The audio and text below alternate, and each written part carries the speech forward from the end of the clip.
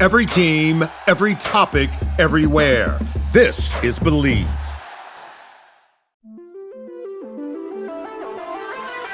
This is the Fun Belt Podcast, part of the Believe Network. Hosts the Dusty Thibodeaux of Warhawk Report, Jeremy Harper of Howl Razor, and Shane Mettlen of the Daily News Record.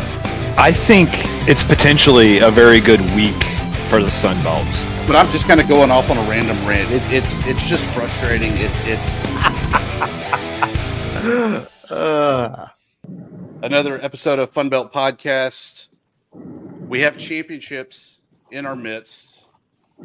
Shane Mettlen on the Bet Online phone line as he is on his way back from Pensacola. Shane, did you get a clipping of the net as the men hoisted the hardware to claim the Sun Belt Conference title?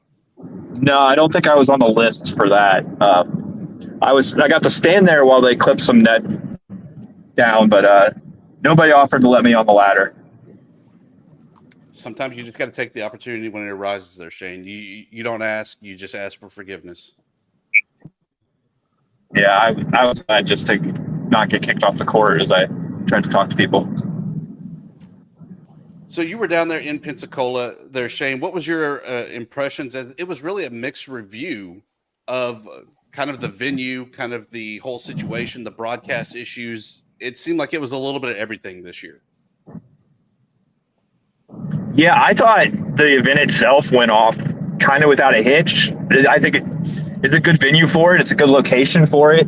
Thought the crowds were maybe even better than last year, at least in some rounds. But yeah, did definitely notice a lot of fans complaining about the broadcast issues with the ESPN Plus stream. Talked to some people about that, and I think it's something they'll probably address and maybe handle the broadcast a little bit different next year. BetOnline continues to be your number one source for all your basketball wagering needs, including pro and college hoops throughout the year.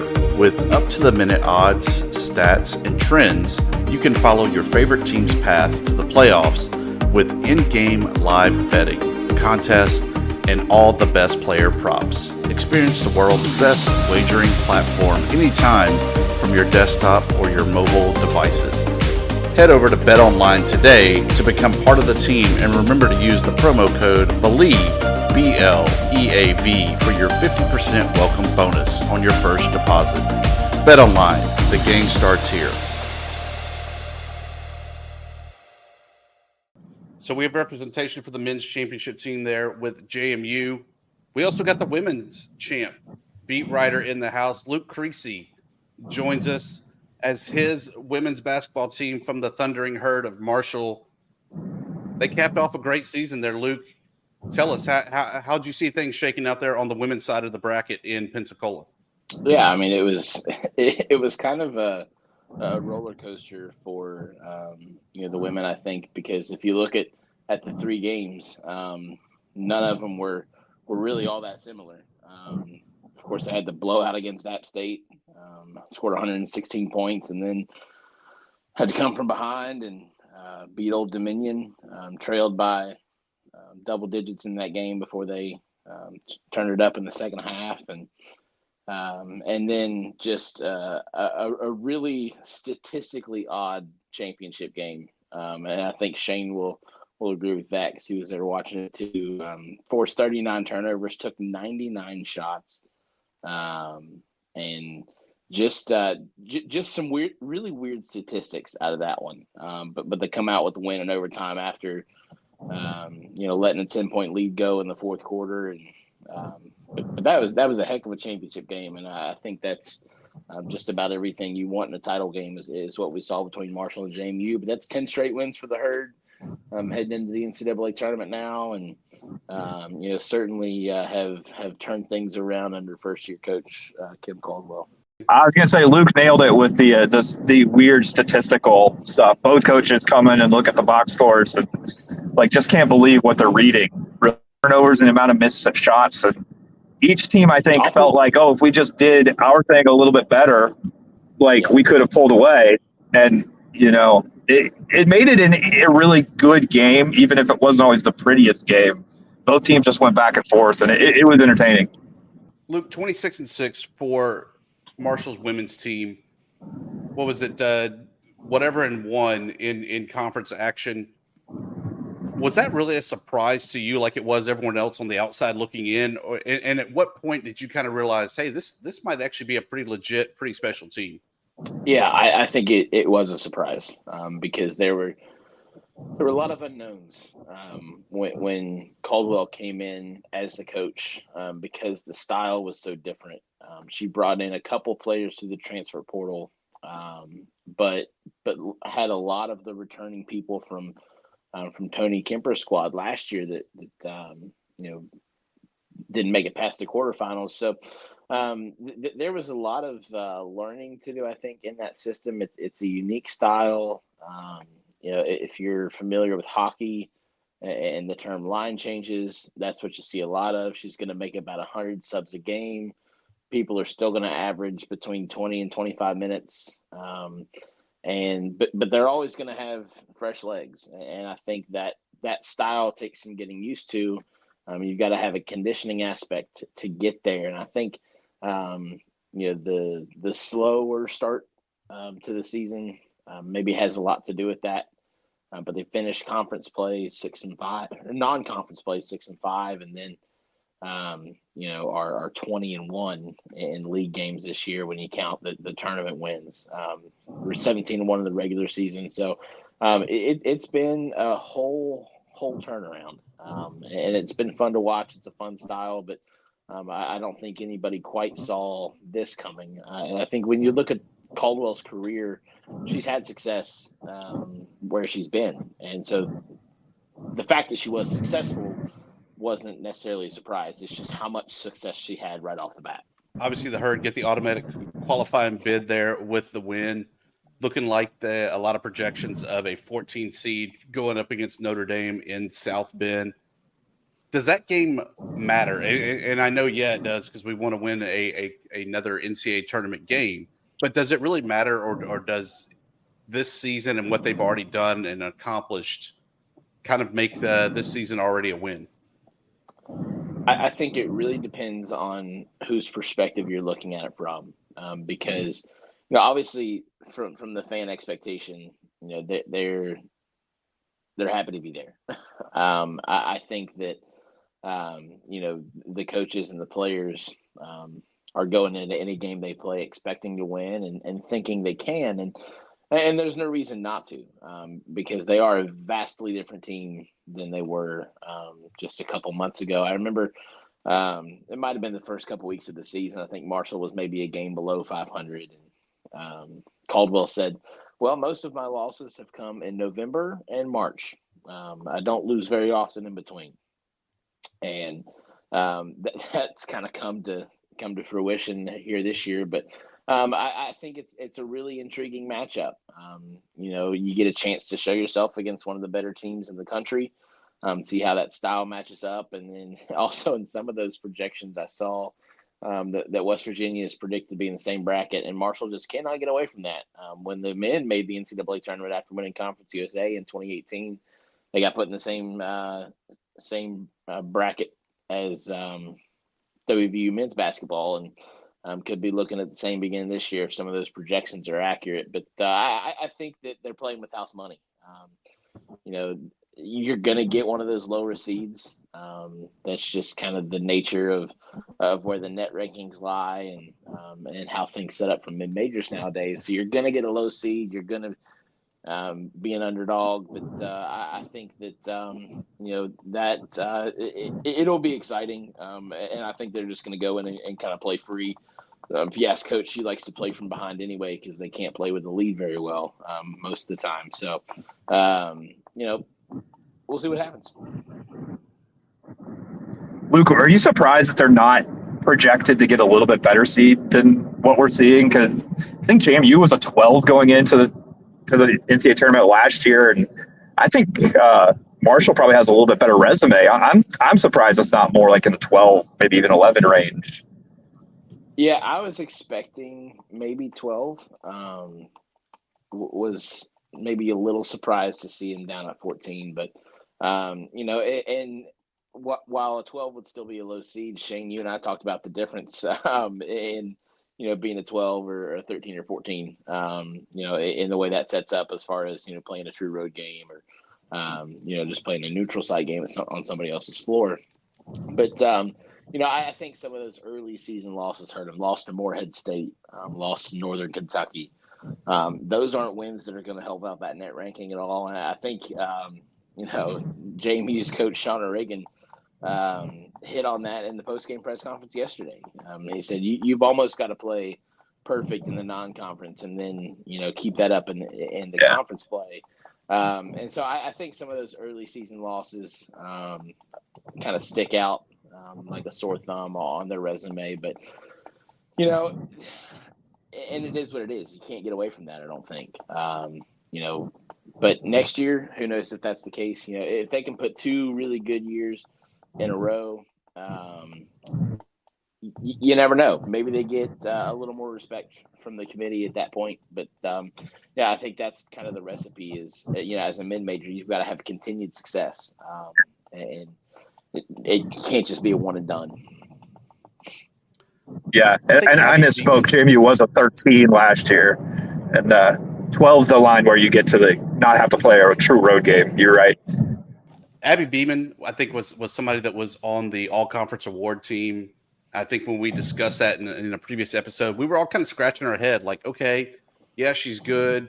She might be one of the better players on the best team on the women's side. With her getting it's no longer the MVP, the most outstanding player now, the MOP. Do you feel that was kind of earned or that she kind of redeemed herself from people that kind of felt that way? Yeah, I think, when you look at throughout the course of the season, maybe her stat lines weren't the most impressive, but she did a lot. She makes a lot of hustle plays that aren't necessarily going to show up on the stat sheet. She's a scorer that, leads the team in scoring for a reason, can spread the ball around. But I never thought that she did it at such an outstanding level that she should be raking in every single conference player of the week, or those weekly awards that the league gives out. Maybe she deserved it a couple times, but when you look at the overall body of work, what she meant to that Marshall team was incredible. She was the heart and soul of that team. She played on that team a year ago, has a lot of experience, with Marshall and kind of the leader of that system. And so I don't think it was a surprise to see her get Player of the Year. I do think that she kind of wanted to go out there and prove herself even a little more in the tournament. And, I thought it was huge that they played the overtime of that championship game yesterday without her. And she showed even some versatility there about how she can lead from the bench. And so, I think she's an incredible player. She did have a lot of success at the Division II level before she transferred to Marshall from Shepherd, and actually played against Kim Caldwell at the D2 level. And so I'm sure Kim's happy to have her on her side now, hoisting up that trophy. Shifting gears to the men's side, Marshall able to get a win, then get a loss to the eventual champion there of James Madison. Did that kind of go about as expected? And then when you look at the tournament as a whole, was there any team that really kind of surprised you, good or bad? Yeah, I think that was exactly what people might have expected out of Marshall's men's side. Going into it, I thought that if there was a team that they could beat in the first round, it was Georgia State. They match up pretty well. They've had success against the Panthers before, and so I wasn't all too surprised to see them win. I was surprised that Kerfman shot as well as he did in that game, because he'd been in kind of a slump all year. This was, I think, statistically one of his worst in college from beyond the arc, but he sinks 9 3-pointers in that win against Georgia State. But James Madison's just a solid team all around, and Marshall just wasn't. There were a lot of inconsistencies this year, but as far as a team that surprises me, I gotta say Texas State again. They got the herd last year, and as an 11 seed and beat the 3 seed Marshall in the quarterfinals, and get another big win in the quarterfinals this year. And I think Terrence Johnson just does a really good job of getting that club ready for postseason play, and maybe it shouldn't be a surprise. They've had a lot of success in the Sun Belt tournament. And, I think that was kind of a fun team to watch, but no other true surprises. I mean, App has shown, I guess, some signs of weakness all year. Georgia Southern took them to overtime again, and so I wasn't all too surprised. I was really kind of hoping, just as a basketball fan in general, to see App and JMU in the championship game, and I think that would have been good for the league as a whole if those two had made it there. But it's fun to watch. When you look at Arkansas State too, I think that was kind of the opposite trajectory of Marshall's season, because Marshall started off pretty well, won their first 4 league games, got above 500, lost their last 7 in the regular season. Arkansas State got hot at the right time, and that's what you want to do.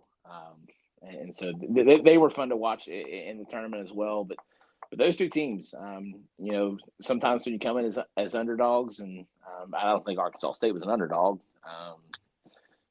Coming in as a 4 seed, you're kind of expected to compete. But I think those were fun to watch. Man, I think TJ sandbags us during the regular season there at Texas State to get that kind of middle of the road or lower end of the middle seeding so that he can kind of go on the run there. I agree with you. I was not surprised by Arkansas State's run. I was a little surprised that it wasn't an App State JMU final, though, and I do think that would have been the best for the league. I think now that we've really reduced ourselves to a one-bid league yet again, you just really got to hope that App State has the resume and has done enough to get into at least the NIT, so you do still have that traditional 2 teams in the postseason, and then whatever happens on the C-level tournaments of people buying in to keep playing. Yeah, and I think that the Sun Belt's best shot at 2 bids was those 2 being in the title game, because then you have the committee, whether it's the NIT or NCAA, looking at it saying, okay, they made it to their championship game. This is what they did in the regular season, especially when you're talking about a regular season champion like App State. And so it's just a tough landscape right now for teams in the Sun Belt to do it. It's hard to compete consistently year in and year out. I think the more consistency you get in the top level teams, I think is when you start to build back to a 2-bid league, because you almost have to have a top heavy league to be able to warrant 2 bids as a mid-major, and that's just kind of the reality of it. And it's unfortunate for the Sun Belt, because I think that App State could have competed well in some of those matchups in the NCAA tournament, but James Madison's going to be dangerous. They're just a well-rounded team and fun to watch. Spring ball is also in the air. What are we looking at for the Herd as they get ready to break camp and see what Charlie Huff can pull out of the Huff Shuffle this upcoming season? The Huff Shuffle, I like it. I might have to relay that one to him. Gosh, when I was looking at the schedule on my way home, I was like, man, that's less than 2 weeks away. Spring ball to get started. So, man, last year was a step backward, for Marshall. They did some good things, but just were never consistent enough, and really slid off towards the tail end of things. And, and some of that was because of injury. Some of it, maybe some of it had to do with play calling, putting guys in the right situations. And I just think there's a lot of excitement in the building about some fresh perspective. Obviously, you bring in a new offensive coordinator. They're completely changing up that offense. It's going to look more like an air raid style. Think Georgia Southern. When you see that. New Georgia Southern. Yeah, New Georgia Southern. Who Marshall's offensive coordinator is now on staff there. Or Marshall's old offensive coordinator, Clint Trickett, on staff there with the Eagles. But, I think it's just going to be a different looking Marshall team. Defensively, they're probably going to be in that same realm with Jason Seymour back as the DC. But offensively, it's going to be a lot of change. And they had to go out and get people to make that change. So pretty transfer heavy. Obviously, you lose Rasheen Ali, replacing a couple pieces on the offensive line as well. But Logan Osborne, he's a guy that walked on senior day, was a junior in terms of eligibility, and he's coming back. So you got your center back, which is going to be big as far as continuity goes. But a lot kind of up in the air as far as who's starting at what positions. Obviously, quarterback's going to be a big discussion. They brought in 2 or 3 guys from the transfer portal. It's certainly spring ball, I think, has snuck up on me a little bit. It seemed like just yesterday we were at signing day. But that's kind of the nature of college sports, right? It just keeps going. And one season goes into the next. And, I'm looking forward to getting back out there and covering some gridiron ball. I think they start on the 25th of this month. So just a couple weeks away. And they'll start bumping pads together. I'm glad they don't start as early as some of these other schools, though. App State started extremely early this year. Georgia State, maybe they'll get through it this time when they start up a second time and not lose their coach. But yeah. You look at the schedule, it's very front heavy with those money games, the P5 games, however you want to look at it. I say that with Stony Brook being the opener this year. But is that something you kind of like, where you kind of get that out of the way and then you can just focus on Sun Belt Conference action after those first 4 games? Yeah, I think that's just kind of how Marshall is used to doing it and how they've been able to do it in these first few years in the belt. Sometimes you see early conference games sneak up there. I think Old Dominion and Louisiana maybe played week 2 or 3 last year. And so Marshall hadn't been in that situation yet, but I don't know if I like stacking the Power 5 games as close together as they have. Look at last year, and they played at NC State, played against Virginia Tech in close proximity to one another, and came out of those games a little beat up, and that hurt them down the stretch because they had an early bye week and then played 10 consecutive weeks to close out the regular season. So they got a little bit of a break in that regard. There is a week between Ohio State and Virginia Tech, which are both road games this year. And then they actually have a second bye week later in the year after an early bye.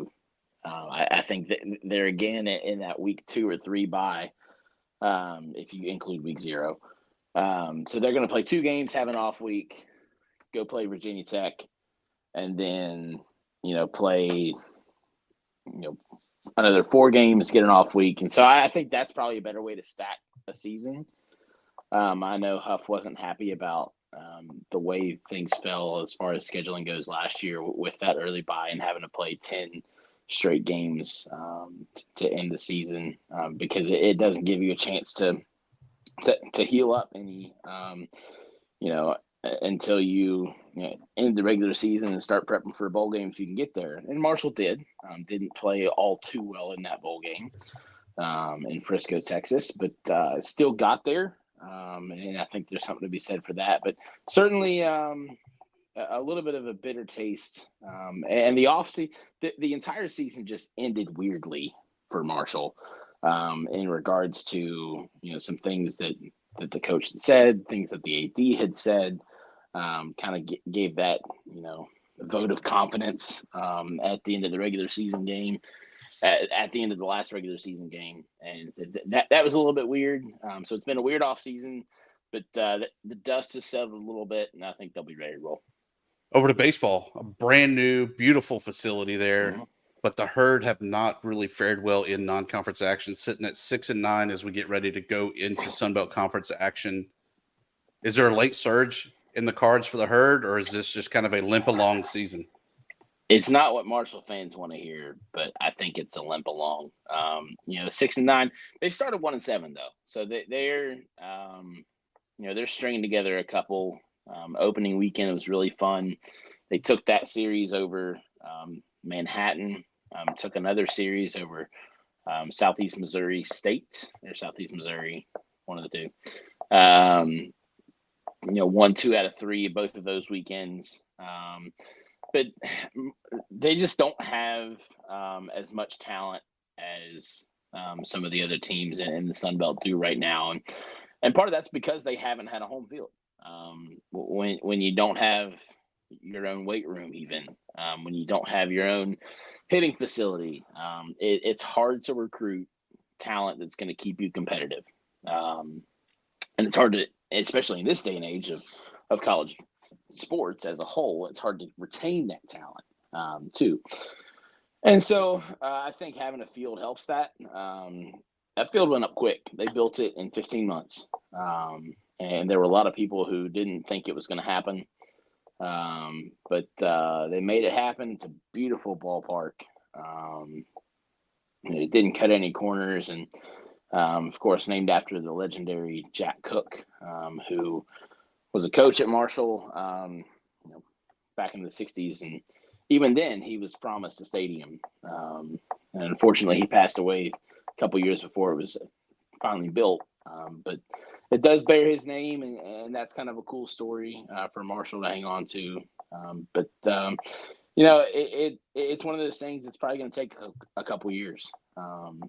They hired Greg Beals last year after Jeff Wagner was asked to resign. I think was the official. Anyway, he left after about 16 years at the program or with the program, and so. You get some fresh perspective there, some new coaching staff. Tim Donnelly, who actually was a former assistant at Marshall several years ago, he comes back on the staff. But there's some excitement around that right now, and I think that the softball team too, with a former player coming back to be coach, and the baseball stadium sits right behind the softball complex, and so they've really kind of built this Diamond Sports area back there, which is kind of cool too. So lots of excitement, and the wins will come as they get some more talent in, but lost again tonight, played WVU. Actually, they played that one in Charleston, where they have played conference series for the last few years. But yeah, so fun stadium. And the team I think they'll come around, just not there right now. Luke, we thank you for your time. We know it's been a long week down on the beach, sipping pina coladas and watching basketball. Tell everybody where they can find more Luke and more about the Herd.